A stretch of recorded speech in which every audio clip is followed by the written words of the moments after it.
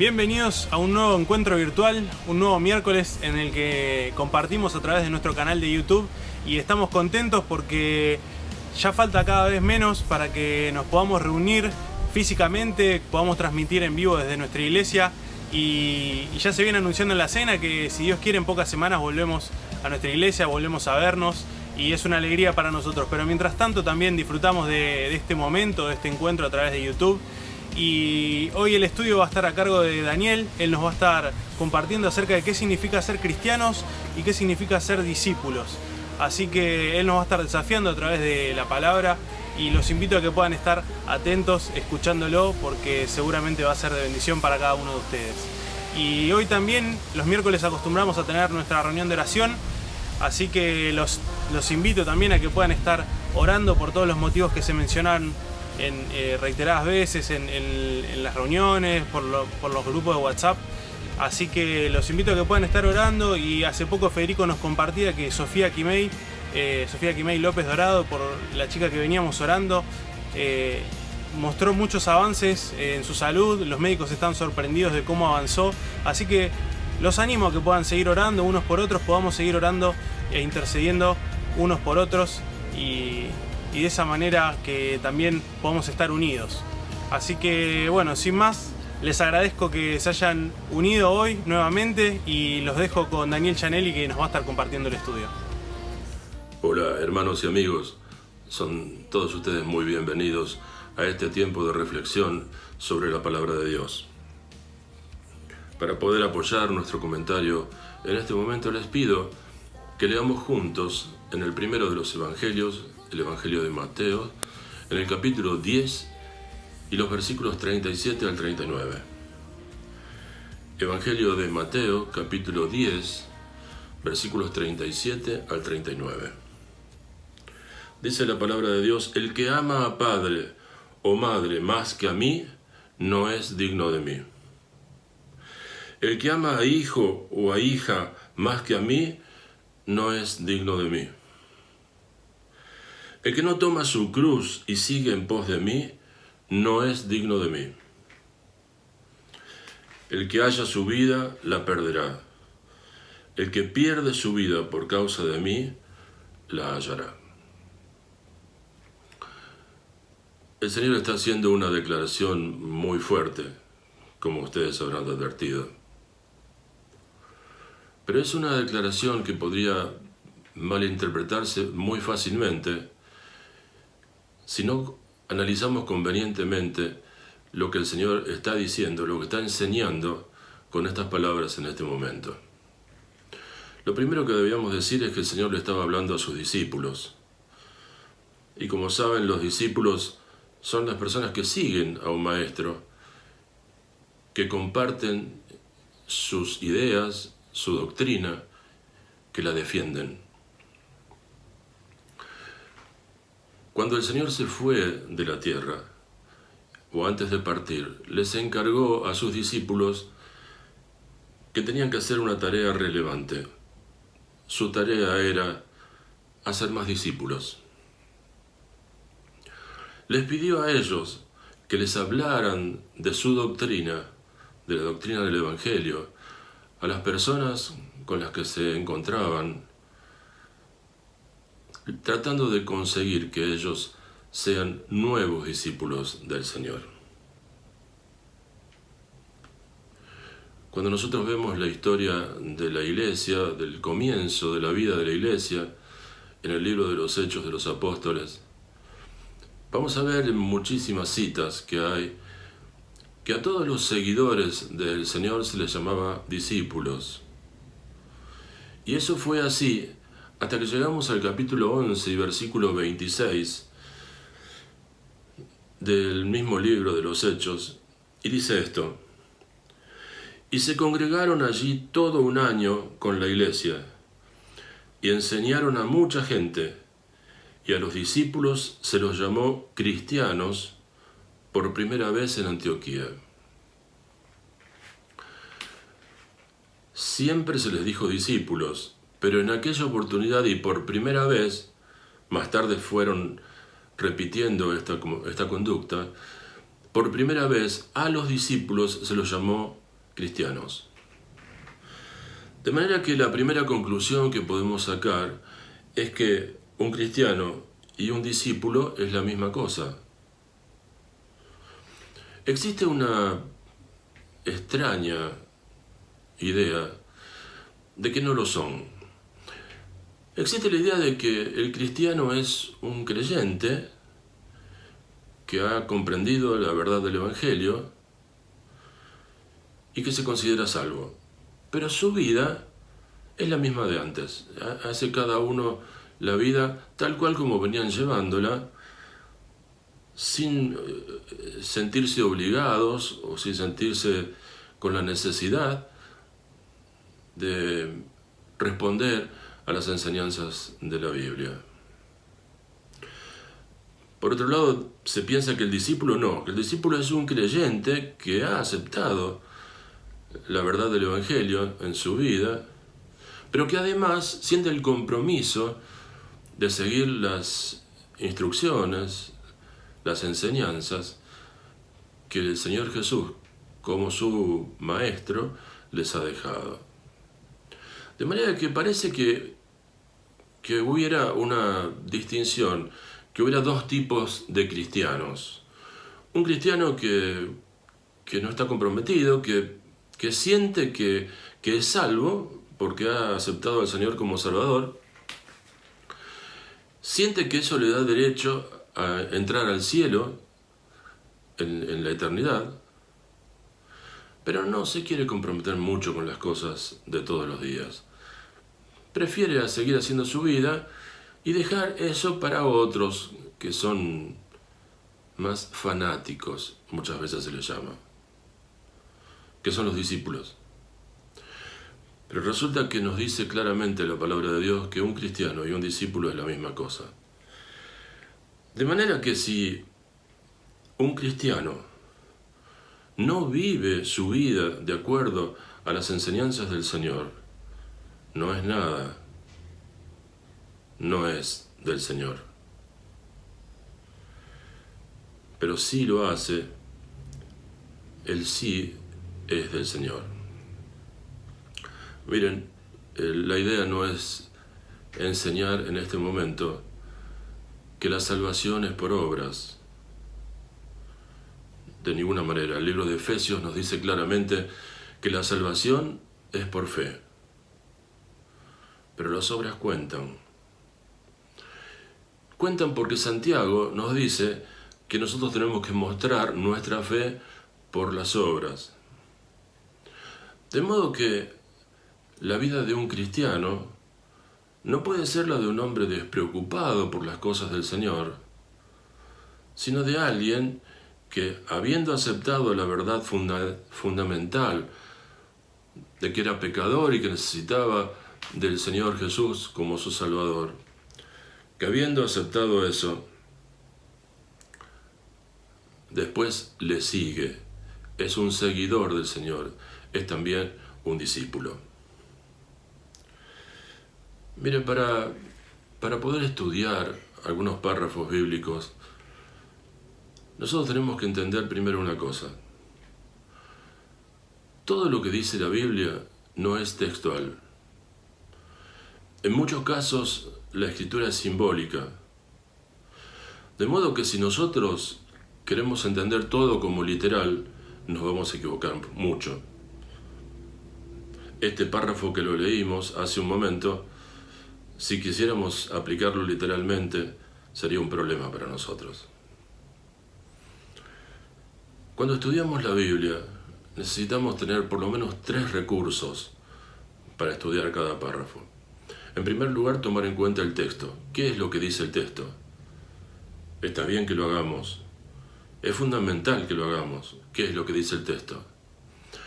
Ahora, como segundo recurso, debemos ponerlo al texto dentro del contexto. Ese texto está dentro de un mensaje. La Biblia es muy larga, digamos, como para ser tan abarcativa en un párrafo nada más. Nosotros entenderíamos qué significa el texto cuando vemos cuál es el tema del discurso del Señor, de la enseñanza del Señor, y eso es el contexto. Pero hay alguna cosa más. un tercer recurso que debemos usar, y es buscar dentro de la palabra de Dios enseñanzas que tengan que ver con el mismo tema del texto que estamos analizando, para ver qué dice el Señor respecto a eso. Entonces, el texto, el contexto y las enseñanzas paralelas.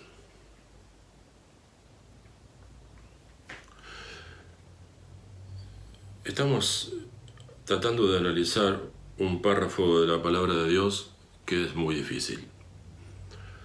Tal vez yo no sea la persona indicada para hacerlo, pero me gustaría que juntos pensáramos acerca de este párrafo con seriedad.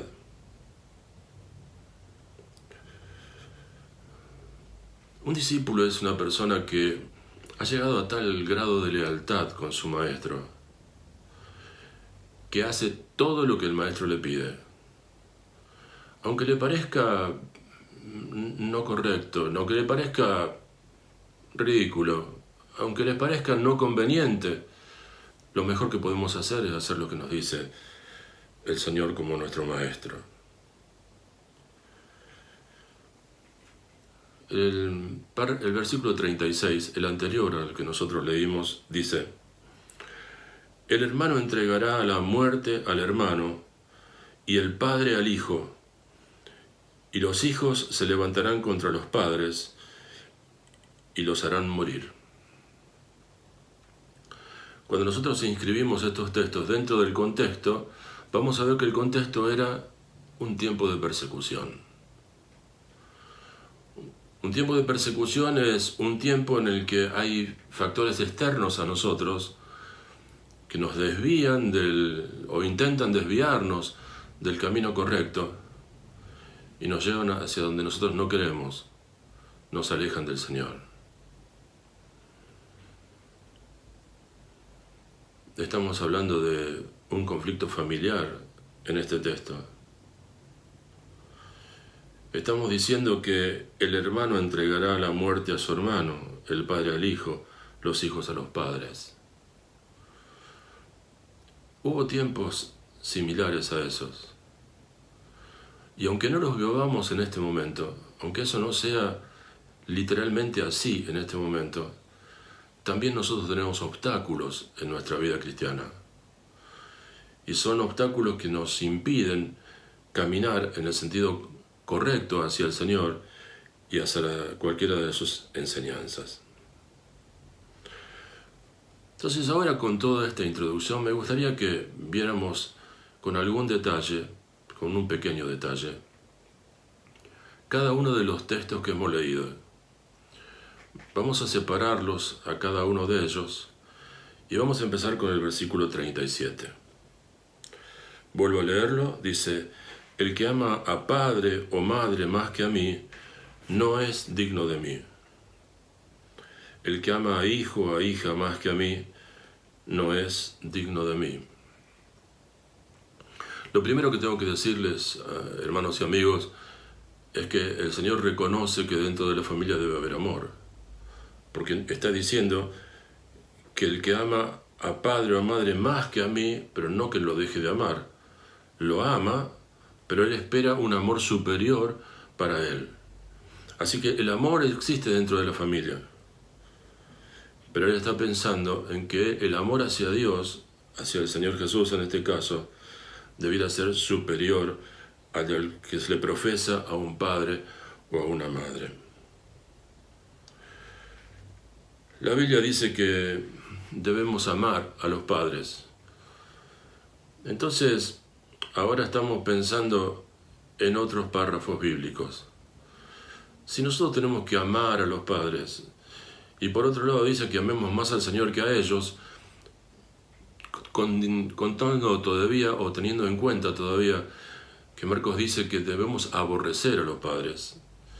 ¿Cómo podríamos pensar que nosotros tenemos que odiar a nuestros padres si por otro lado tenemos enseñanzas que tienen premios o castigos si nosotros no honramos a nuestro padre? La enseñanza bíblica es honrar al Padre.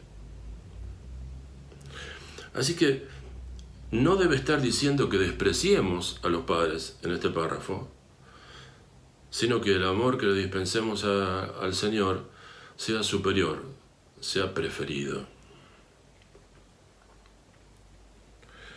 El Señor Jesús sabía de esto, porque Él sufrió esto en su propia casa.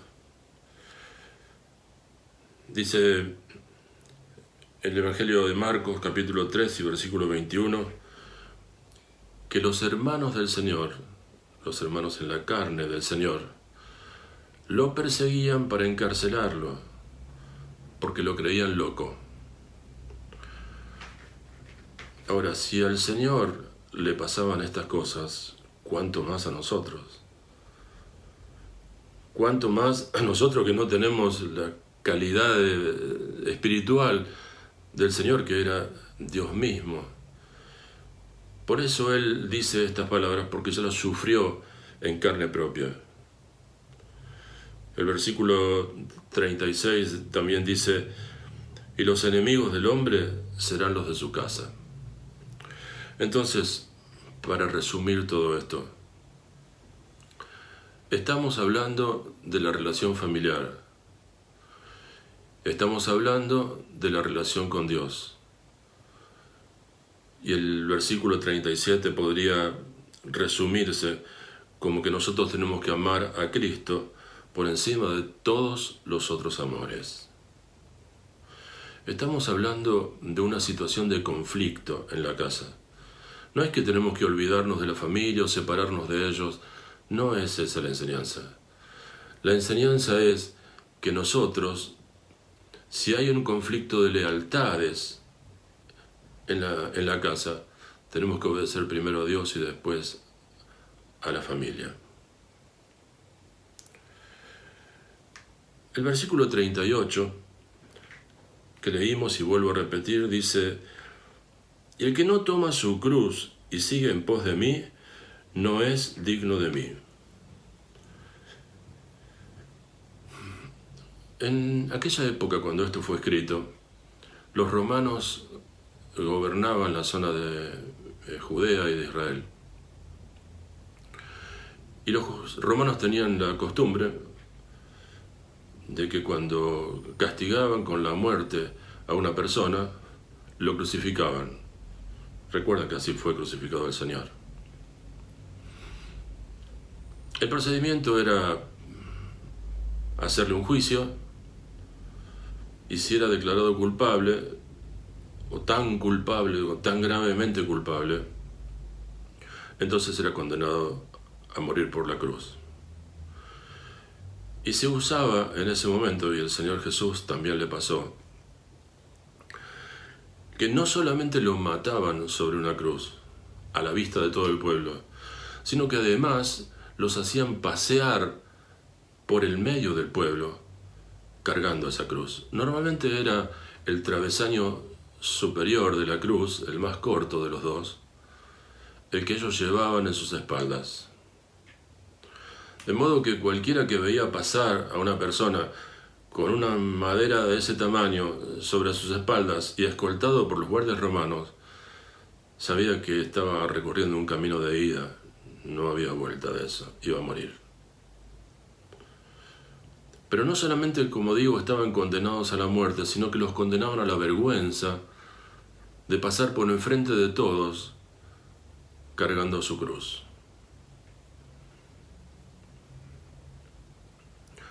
Miren, nosotros ya nadie muere por crucifixión en esta época.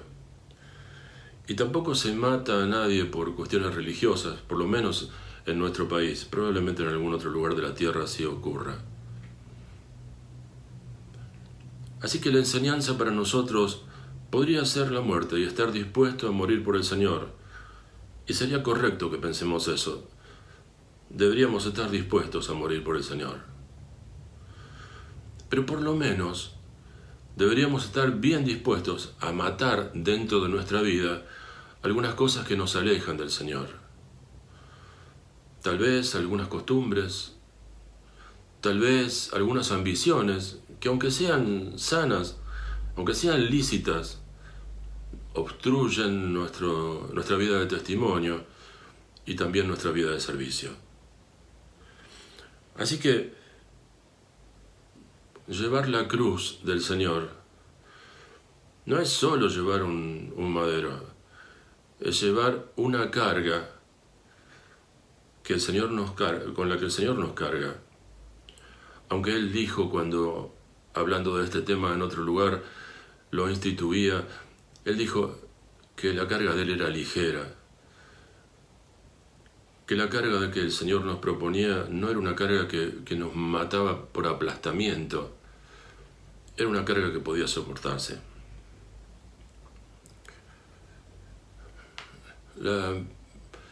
La figura de cargar la cruz tiene dos ideas más.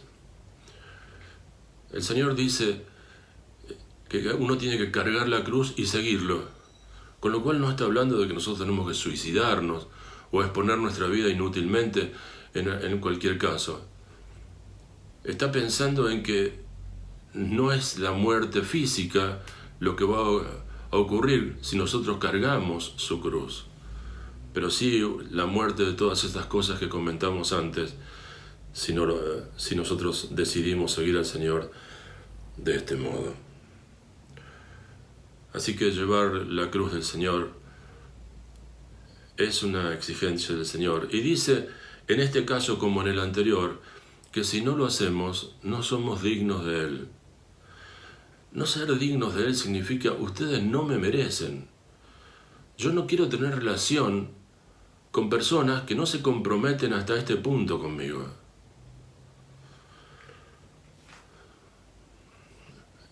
El Señor espera de cada uno de nosotros un compromiso total, una lealtad total. Él espera que nosotros no seamos cristianos nominales, como se les llama a muchos de los que en una encuesta dicen que son cristianos, sino que seamos cristianos practicantes, si quieren que lo diga de otra forma, y que nosotros hagamos lo que Él nos pide. El versículo 39 dice, el que haya su vida la perderá, y el que pierde su vida por causa de mí la hallará. Estamos hablando ahora, o el Señor está hablando ahora, de un renunciamiento a las cosas personales. Está diciendo que tenemos que deponer todas las cosas que son nuestras, que son de la vida que llevamos en la tierra.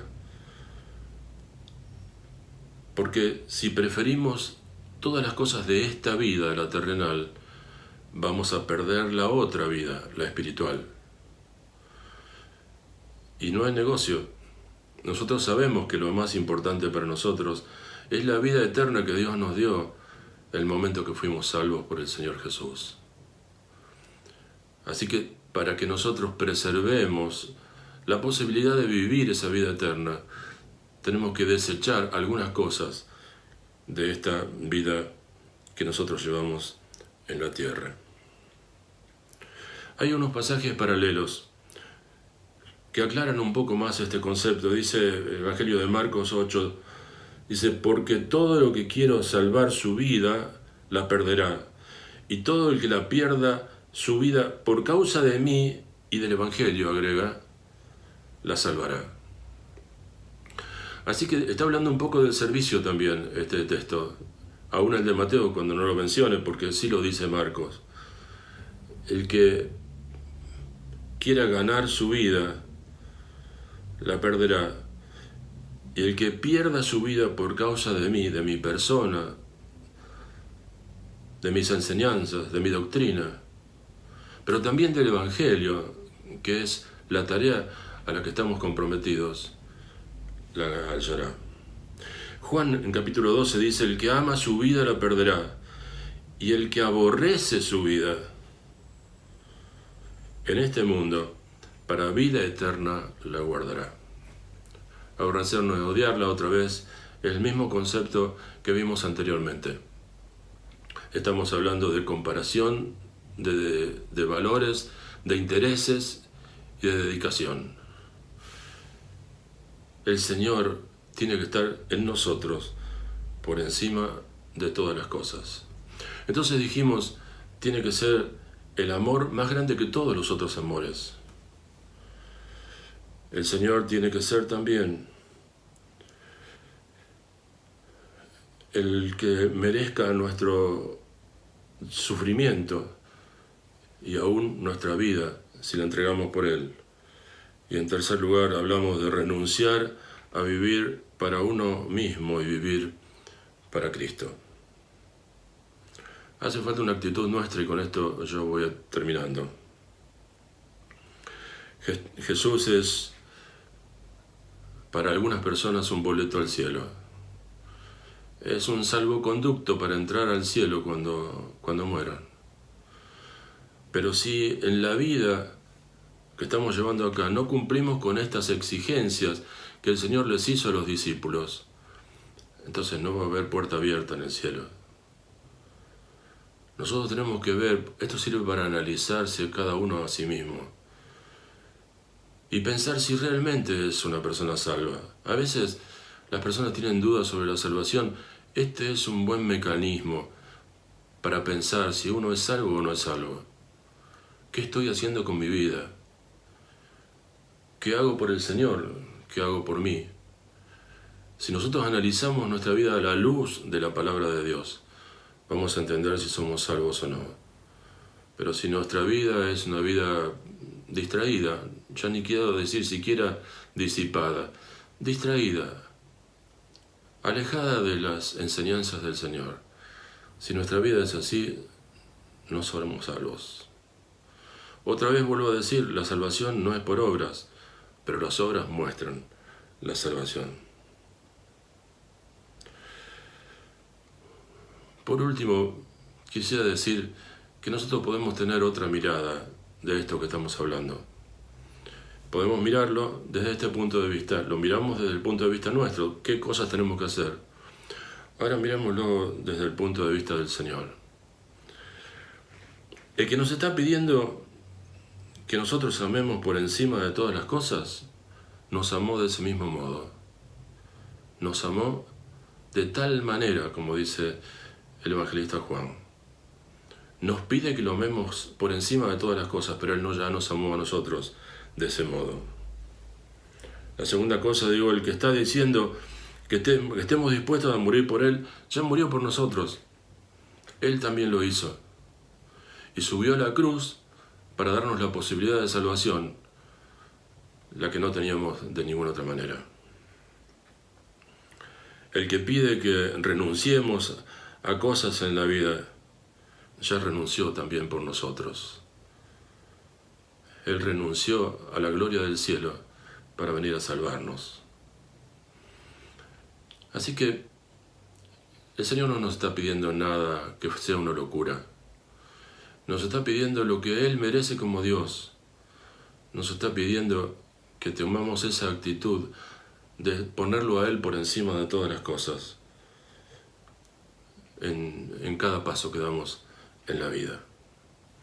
Voy a terminar esto haciéndoles escuchar una canción, pero antes les voy a contar la historia. Una historia que tal vez sea conocida para ustedes, pero vale la pena refrescarla para quien no la haya escuchado. En la India había una familia que aceptó al Señor como Salvador. Y como consecuencia de esa fe que habían depositado en Cristo, ellos hablaban a otros del Evangelio y se preocupaban porque otros aceptaran también al Señor. Las autoridades de ese lugar vieron que esa actitud no era buena para ellos, o así la entendieron, y entonces reunieron a todo el pueblo y a la familia cristiana frente a ellos y les dijo al padre de familia que tenían que renunciar a esa fe para poder seguir viviendo en el pueblo.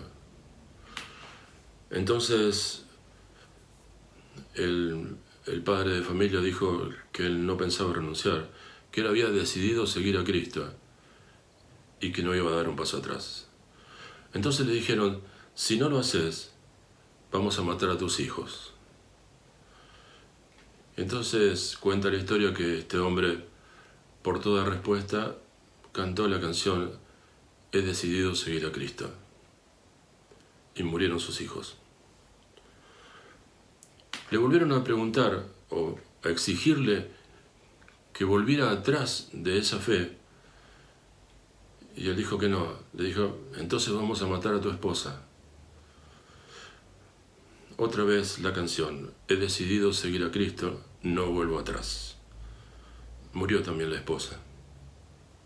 La última oportunidad era para él. O volvés atrás o te matamos a vos. Otra vez la respuesta fue la canción, he decidido seguir a Cristo, no vuelvo atrás. La familia murió completa, pero después del paso del tiempo, el jefe de la aldea se dio cuenta de la injusticia que habían cometido. Se transformó en un predicador de esas verdades que él quería combatir matando a la familia cristiana. Y muchos aceptaron al Señor por ese camino. Les voy a hacer escuchar, si ustedes tienen deseos, la canción He decidido seguir a Cristo. La canción con la que Él respondió todas las veces que le exigían una renuncia al Señor. Ojalá nosotros tuviéramos una parte nomás de la seguridad y de la convicción que tuvo este hombre para no volver atrás de su fe. Les deseo que su vida sea plena en el Señor, que cada uno de ustedes pueda desarrollar cada una de sus actividades en el mundo pensando que el Señor tiene que estar por encima de todas las cosas y poniéndolo por encima de todas las cosas. Y pensando en el ejemplo de este hombre y de toda su familia. Ojalá fuéramos capaces de estar dispuestos a morir por el Señor.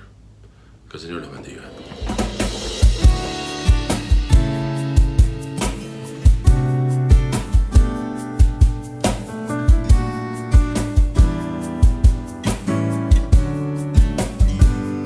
He decidido seguir a Cristo.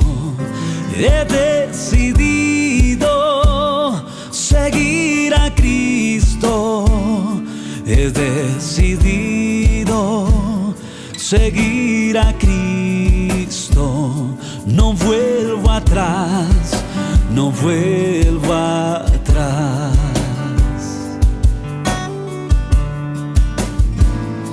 He decidido seguir a Cristo. He decidido seguir a Cristo. He decidido seguir a Cristo. No vuelvo atrás, no vuelvo atrás.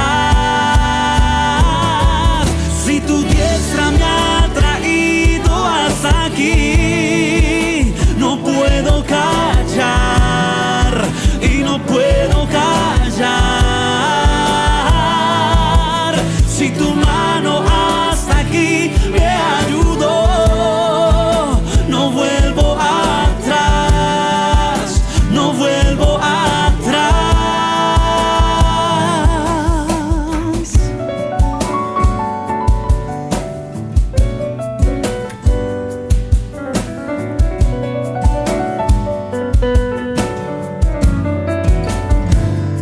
La cruz delante, el mundo atrás quedó. La cruz delante, el mundo atrás quedó. La cruz delante, el mundo atrás quedó. No vuelvo atrás, no vuelvo atrás. Si tu diestra me ha traído hasta aquí, no puedo callar y no puedo callar. Si tu mano hasta aquí me ayudó, no vuelvo atrás, no vuelvo atrás.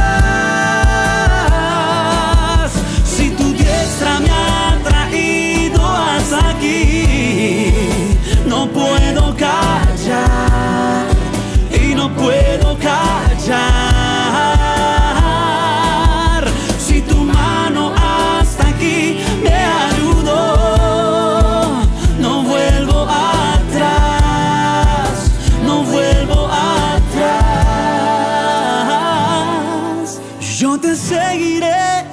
Jesús, Jesús.